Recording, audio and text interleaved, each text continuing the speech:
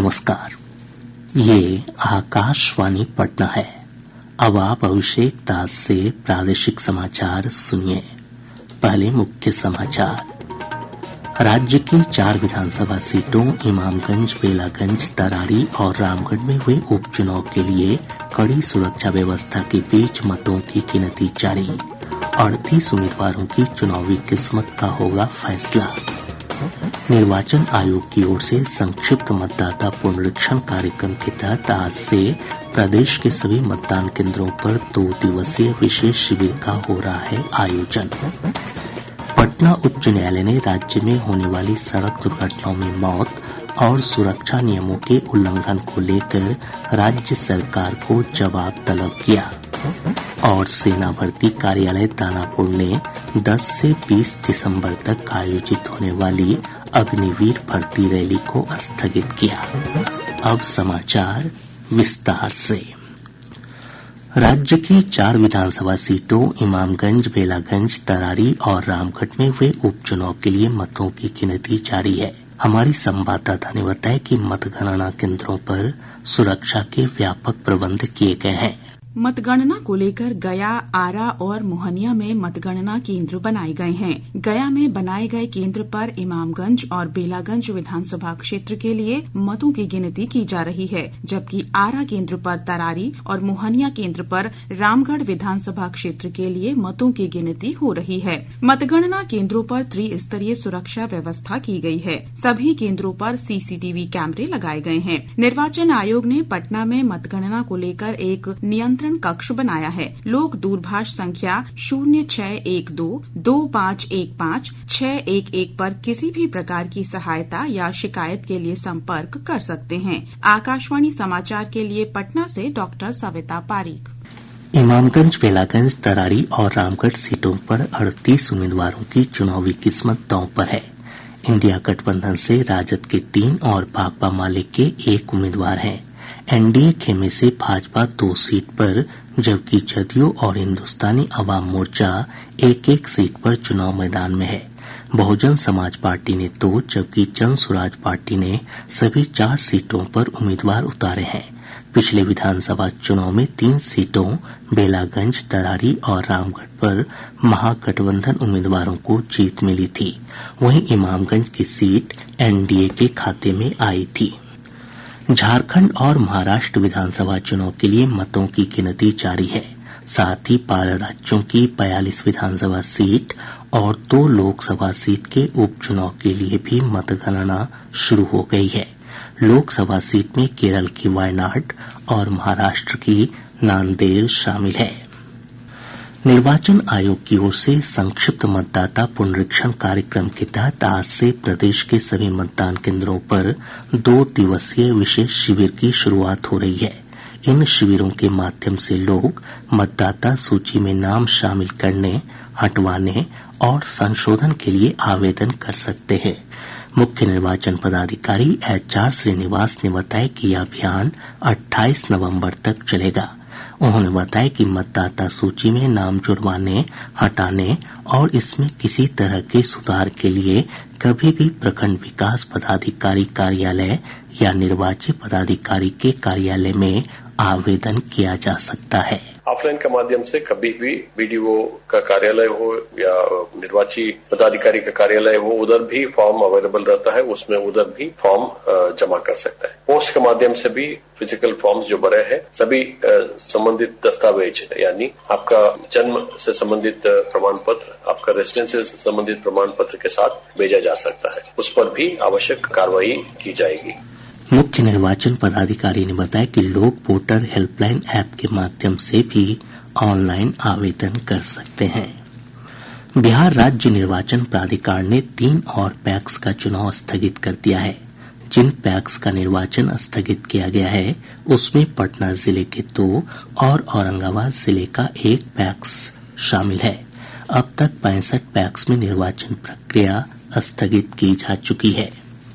पटना उच्च न्यायालय ने राज्य में होने वाली सड़क दुर्घटनाओं में मौत और सुरक्षा नियमों के उल्लंघन को लेकर राज्य सरकार से जवाब मांगा है। एक याचिका पर सुनवाई करते हुए मुख्य न्यायाधीश के विनोद चंद्रन और न्यायमूर्ति पार्थ सारथी की पीठ ने मोटरयान निरीक्षक के रिक्त पदों को लेकर भी सरकार को स्थिति स्पष्ट करने का आदेश दिया है। मामले की अगली सुनवाई 10 जनवरी को होगी। केंद्रीय जांच ब्यूरो सीबीआई ने नीट यूजी पेपर लीक मामले में कल पटना की विशेष अदालत में 5वां पूरक आरोप पत्र दायर किया। आरोप पत्र में कहा गया है कि बोकारो के अमित सिंह ने पेपर लीक की पूरी घटना को अंजाम दिया है। साथ ही अभ्यर्थियों के बीच पेपर वितरित करने में बोकारो के सुदीप कुमार और युवराज कुमार, नालंदा के अभिमन्यु पटेल तथा पटना के अमित कुमार ने मदद की थी। सेना भर्ती कार्यालय दानापुर मुख्यालय ने 10 से 20 दिसंबर तक दानापुर के चांदमारी में आयोजित होने वाली अग्निवीर भर्ती रैली को स्थगित कर दिया है। इस रैली में पटना, बक्सर, भोजपुर, सीवान, सारण, गोपालगंज और वैशाली जिले के युवाओं की भर्ती होनी थी। साथ ही बिहार और झारखंड की अग्निवीर महिला सैन्य पुलिस के लिए शॉर्टलिस्ट की गई महिलाओं के लिए भी रैली का आयोजन होना था। भर्ती रैली की नई तिथि की घोषणा बाद में की जाएगी। प्रादेशिक समाचार आप आकाशवाणी पटना से सुन रहे हैं। ताज़ा समाचारों के लिए आप हमारे x handle AIR News_ Patna पर जा सकते हैं। गंगा समेत अन्य नदियों के संरक्षण के प्रति लोगों को जागरूक करने के लिए विशेष नदी दल अभियान का दस्ता आज पटना के दीघा घाट पहुंचा। अभियान के प्रमुख NCC group commander Nainital commodore पल राजेश सिंह ने बताया कि यह अभियान कानपुर से शुरू हुआ था। उन्होंने बताया कि अभियान नदी मार्ग में 1600 किलोमीटर का सफर तय करेगा और कोलकाता में संपन्न होगा। ये नौकायान 21 अक्टूबर को कानपुर के अटल घाट से शुरू हुई है और कानपुर से चलकर प्रयागराज, काशी, बक्सर के रास्ते पटना पहुंचकर आज पटना से शुरू होगी और भागलपुर, फरक्का के रास्ते 20 दिसंबर को कोलकाता में समाप्त होगी। इस नौकायान अभियान में हमारे साथ NCC के पूरे भारतवर्ष के 500 से अधिक छात्र छात्राएं जुड़ेंगी। इंटरमीडिएट परीक्षा पास छात्राएं प्रोत्साहन राशि के लिए 20 दिसंबर तक आवेदन कर सकती हैं। माध्यमिक शिक्षा निदेशक ने बताया कि पिछले 3 वर्षों में उत्तीर्ण छात्राओं को मुख्यमंत्री बालिका प्रोत्साहन योजना का लाभ मिलेगा। राज्य सरकार से मान्यता प्राप्त विभिन्न परीक्षा बोर्ड से इंटरमीडिएट परीक्षा उत्तीर्ण अविवाहित छात्राएं प्रोत्साहन राशि के लिए आवेदन कर सकती हैं। केंद्रीय माध्यमिक शिक्षा बोर्ड CBSE ने सिंगल गर्ल चाइल्ड स्कॉलरशिप योजना के लिए ऑनलाइन आवेदन आमंत्रित किए हैं। वर्ष 2024 में CBSE बोर्ड ने 10वीं कक्षा उत्तीर्ण करने वाली छात्राएं इस योजना का लाभ उठा सकेंगी। ऑनलाइन आवेदन जमा करने की अंतिम तिथि 23 दिसंबर है। बिहार लोक प्रशासन और ग्रामीण विकास संस्थान गया के तत्वावधान में 3 नए आपराधिक कानूनों पर आज से 2 दिवसीय राष्ट्रीय सम्मेलन का आयोजन किया गया है। इस सम्मेलन में 26 राज्यों के प्रतिनिधि शामिल होंगे। विभिन्न उच्च न्यायालयों के न्यायाधीश, महाधिवक्ता, प्रख्यात शिक्षाविद और वरिष्ठ प्रशासनिक तथा पुलिस अधिकारी इस सम्मेलन को संबोधित करेंगे।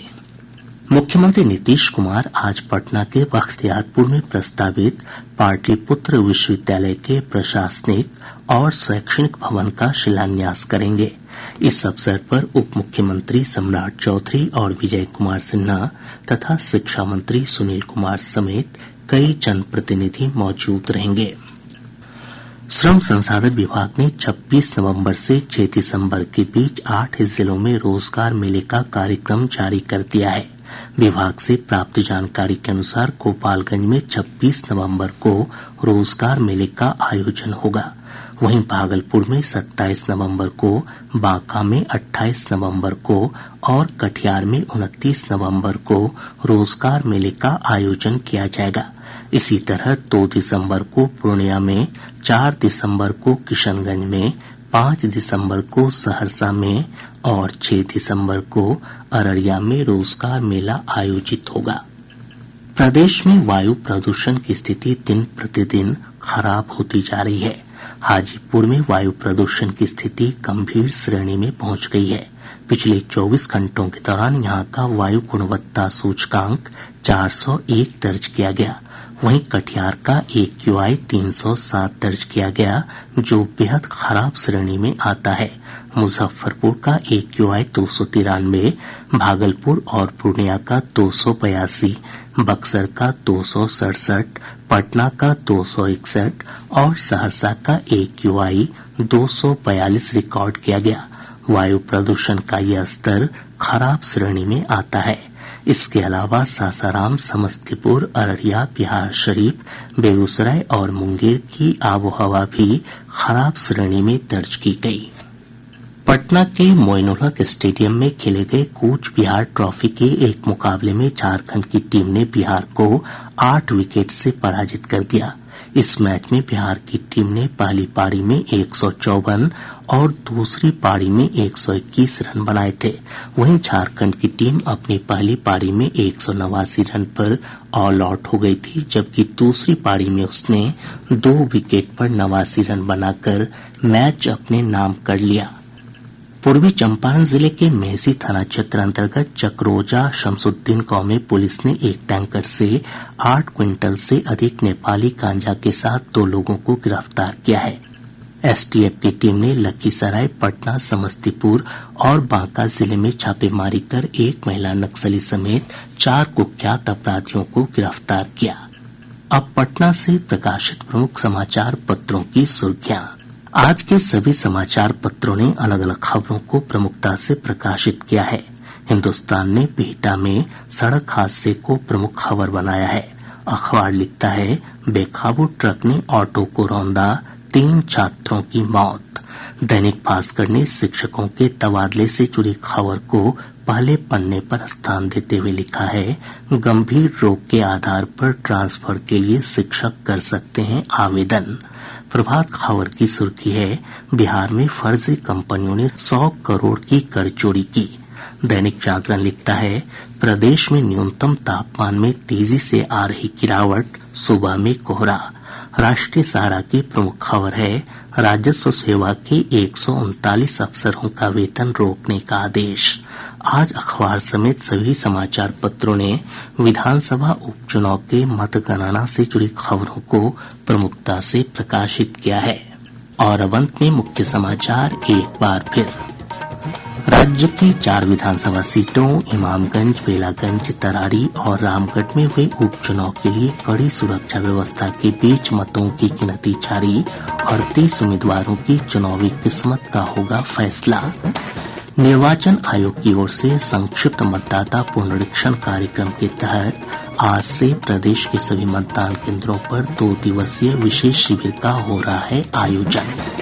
पटना उच्च न्यायालय ने राज्य में होने वाली सड़क दुर्घटनाओं में मौत और सुरक्षा नियमों के उल्लंघन को लेकर राज्य सरकार को जवाब तलब किया। और सेना भर्ती कार्यालय दानापुर ने 10 से 20 दिसंबर तक आयोजित होने वाली अग्निवीर भर्ती रैली को स्थगित किया।